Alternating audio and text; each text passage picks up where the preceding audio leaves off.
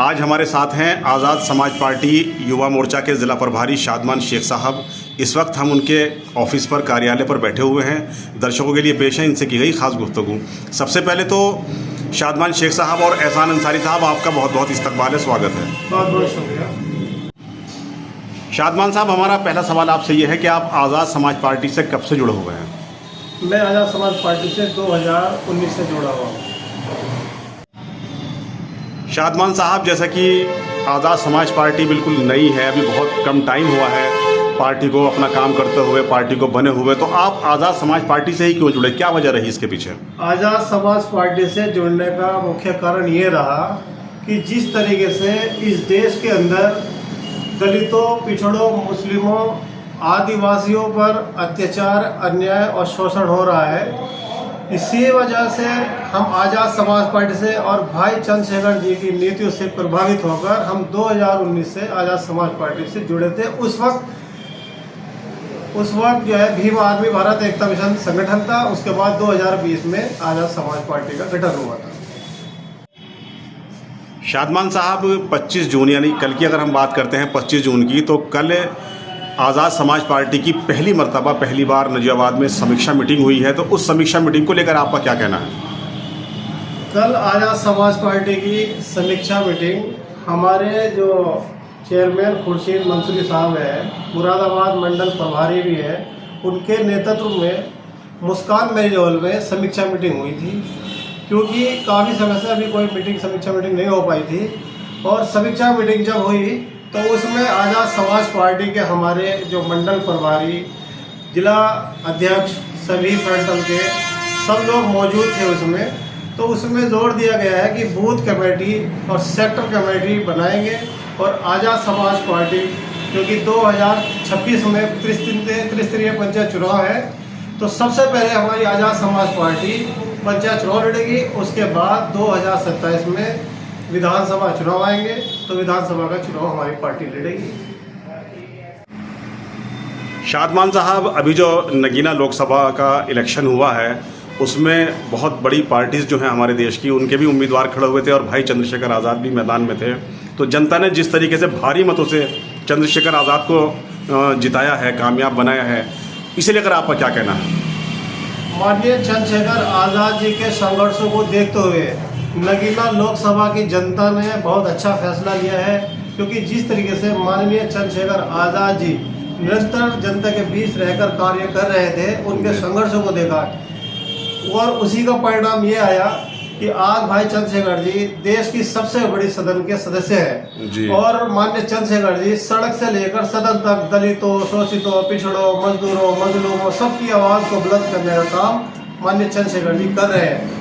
और इसी तरीके से आप देखना कि 2027 में भी माननीय चंद्रशेखर जी को जो है किस तरीके से इस देश, हमारे प्रदेश की जनता मुख्यमंत्री बनाना चाहती है।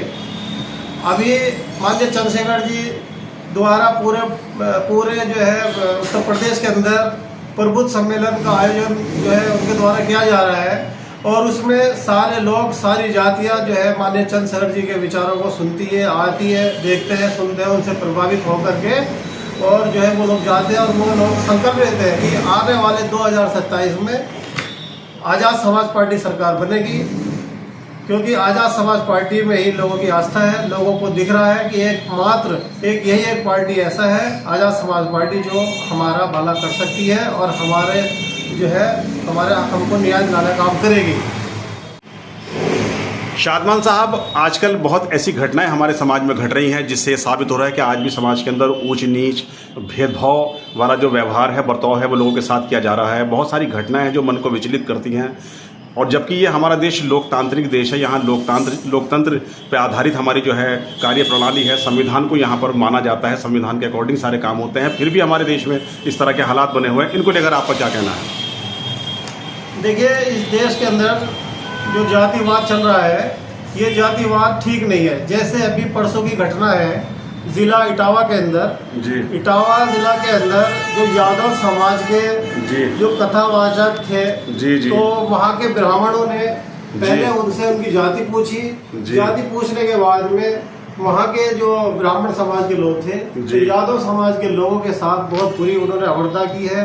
जी। उनके बाल काटे, सिर मुंडवाए, और जी। सिर मुंडवाने के बाद जब वो लोग यही नहीं रुके, फिर उन्होंने उनके ऊपर एक महिला वोट का जो छिड़काव कराया। उसके बाद में उनको जो है बहुत बुरी तरीके से उनको अपमानित किया है। तो हम ये चाहते हैं कि इस देश के अंदर जब संविधान बाबा साहब डॉक्टर भीमराव अम्बेडकर जी ने लागू किया था और देश को समता समानता की बात बाबा साहब डॉक्टर भीमराव अम्बेडकर जी ने की थी, लेकिन आज भी कुछ हमारे देश के अंदर लोग इस तरीके के लोग हैं जो आज भी जो है जातिवादक और जातकवाद से हमारे देश जूझ रहा है।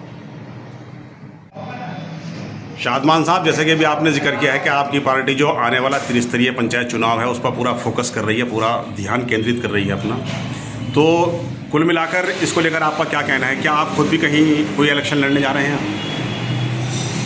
देखिए, त्रिस्तरीय पंचायत चुनाव 2026 में जो आने वाले हैं, जी।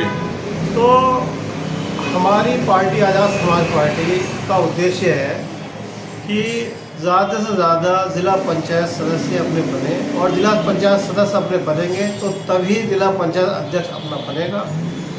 और रही बात मेरे चुनाव लड़ने की, जी। जिस तरीके से हम क्षेत्र में कार्य कर रहे हैं, जी। और हमारे आदर्श, हमारे नेता, हमारे गुरु माननीय चंद्रशेखर जी का अगर हमारे लिए कुछ आदेश आया तो हम बिल्कुल चुनाव लड़ेंगे, बिल्कुल चुनाव लड़ेंगे जिला पंचायत। माननीय चंद्रशेखर जी ने अगर हमारे ऊपर भरोसा जताया तो हम बिल्कुल चुनाव लड़ेंगे। शादमान साहब, चूंकि आप आज़ाद समाज पार्टी का जो यूथ विंग है उसके ज़िला प्रभारी हैं, तो उस हवाले से आप अपने पार्टी के पदाधिकारी और कार्यकर्ताओं के लिए क्या संदेश देना चाहेंगे? मैं यही संदेश देना चाहूँगा अपनी पार्टी के कार्यकर्ताओं को, पदाधिकारियों को, कि 2027 और 26 का चुनाव आने वाला है। सभी जो है अपने कार्यों में जुड़ जाए। पार्टी की नीति, भाई चंद्रशेखर जी की नीति जन जन तक पहुँच जाए, और भाई चंद्रशेखर जी का हाथों को मजबूत करना है। सबसे पहले हमें बूथ कमेटी बनानी है, उसके बाद सेक्टर कमेटी बनानी है, फिर जिला कमेटी बनानी है, क्योंकि ये मैं जिला प्रभारी युवा मोर्चा का हूँ, तो उसी के नाते हमारी सारी विंग्स काम कर रही है, मेन बॉडी भी कार्य कर रही है, और जिला जो युवा मोर्चा के हमारे लोग हैं और किसान मोर्चे के भी सारे लोग हैं। सबका उद्देश्य यही है कि आज़ाद समाज पार्टी को मजबूत किया जाए। शादमान साहब, आपने हमारे इस चैनल के लिए अपना कीमती वक्त दिया, इसके लिए आपका और एहसान जानू साहब का बहुत बहुत शुक्रिया, बहुत बहुत मेहरबानी।